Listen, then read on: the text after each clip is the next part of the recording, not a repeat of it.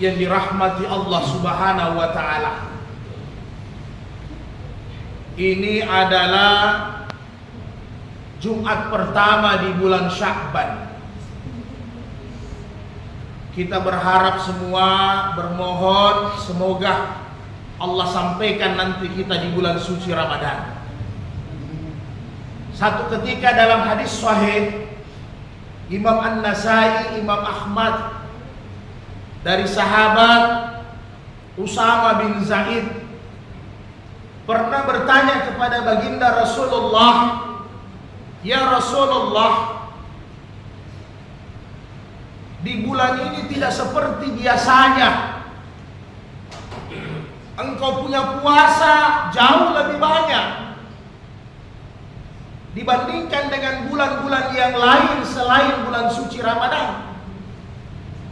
Kenapa demikian ya Rasulullah?"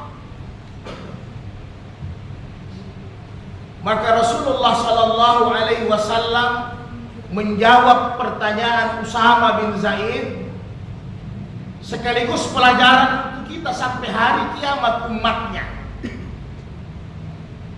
Fazalika syahru yaghfulun nasu anhu. Kata Rasulullah, inilah bulan yang mana banyak manusia melupakannya, yang banyak manusia lalai memanfaatkan bulan Sya'ban ini dengan sebaik-baiknya.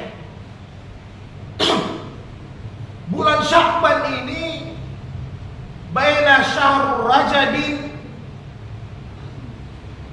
wa baina syahril Ramadana. Kata Rasulullah, bulan Sya'ban ini berada di tengah-tengah. Sebelumnya ada Rajab, sesudahnya ada Ramadan. Sehingga kadang kita tidak sadar, tiba-tiba Ramadan sudah tiba.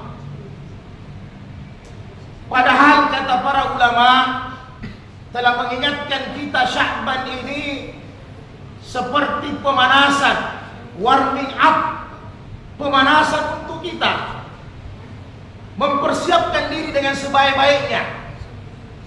Sehingga kata Rasulullah, yurfa'u fihi a'malun nas. Bulan Sya'ban ini adalah bulan yang mana semua amal manusia dalam satu tahun itu di store catatannya kepada Allah Subhanahu wa taala. Sama dengan apabila kita berada di satu instansi, kantor dan sebagainya, ada namanya rekapitulasi tahunan, atau bahasa yang sering kita dengar tutup buku. Maka ini bulan Sya'ban adalah rekap terakhir setiap tahun. Semua amal-amal kita, catatan kita akan di store di hadapan Allah. Walaupun kata Nabi, Allah Maha mengetahui. Maka kata Rasulullah sallallahu alaihi wasallam, saya berkeinginan, saya menyukai, ana uhibbu, saya suka, an yurfa'u amali illa wa ana sha'imun. Ketika catatan amal di store kepada Allah, saya dalam keadaan beribadah, seperti contoh saya lagi berpuasa, kata Nabi.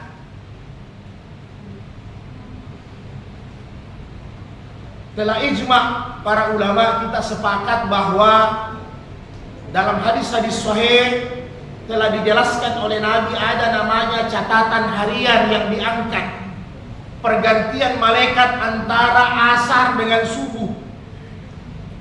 Kemudian ada namanya rekap, catatan amal itu pada pekanan, yaitu antara hari Senin dan hari Kamis.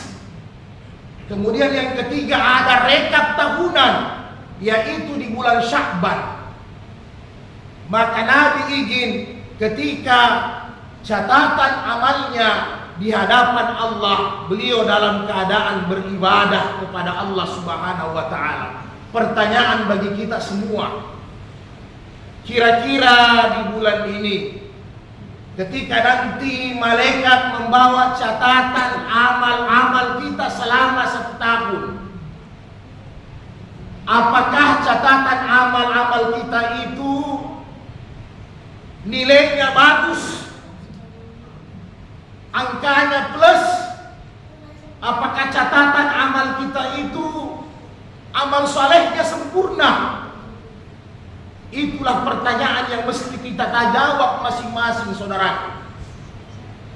Maka masih ada waktu kita memaksimalkan bulan Sya'ban ini dengan sebaik-baiknya sebelum datangnya bulan suci Ramadan. Digambarkan oleh para ulama, bulan Rajab itu kita menanam tanaman syar'i. Bulan Sya'ban ini kita syaki, menyiram, memelihara tanaman itu dengan sebaik-baiknya.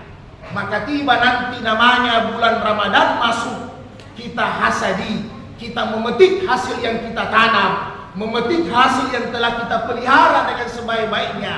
Maka ketika nanti Ramadan, kita mampu memaksimalkan bulan suci Ramadan dengan sebaik-baiknya, sehingga mudah kita meraih yang namanya sebagai hamba yang bertakwa di sisi Allah Subhanahu wa Ta'ala.